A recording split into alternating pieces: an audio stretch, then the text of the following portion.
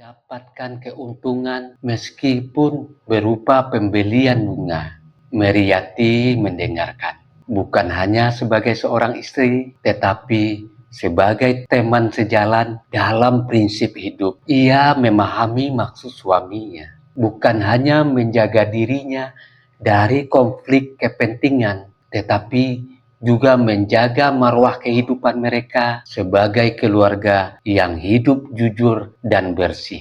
Dengan hati yang tulus, Meriyati berbicara kepada dirinya sendiri. Lebih baik bunga-bunga itu menjadi milik orang lain daripada menjadi alat untuk membayangi kejujuran dan tugas suamiku. Tanpa keberatan, ia menutup toko bunga itu. Meskipun usaha itu berarti penghasilan tambahan yang nyata bagi keluarga mereka, ia sadar bahwa integritas suaminya bukan hanya untuk dipinjam sesaat, tetapi untuk dijaga seumur hidup. Bunga-bunga itu mungkin tidak lagi menjadi sumber kesuksesan materi, namun mereka menjadi warna kehidupan yang tak ternilai harganya dalam kebaikan dan keteladanan.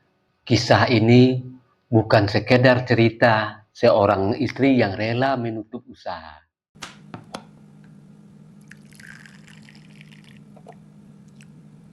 Sahabat, ngopi dulu.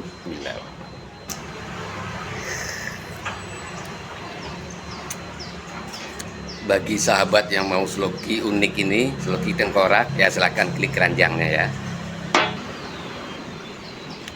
Sahabat, bagi perokok tahu persis rasanya ketika dia mau menyalakan rokok di pinggir pantai atau di tanah lapang. Itu pasti banyak angin, dan untuk merokok menyalakan koreknya pasti kesulitan, pasti padam oleh tiupan angin.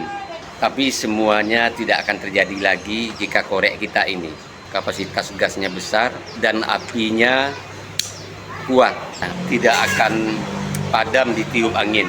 Jadi jika sahabat ingin korek seperti ini, cek di keranjang produk.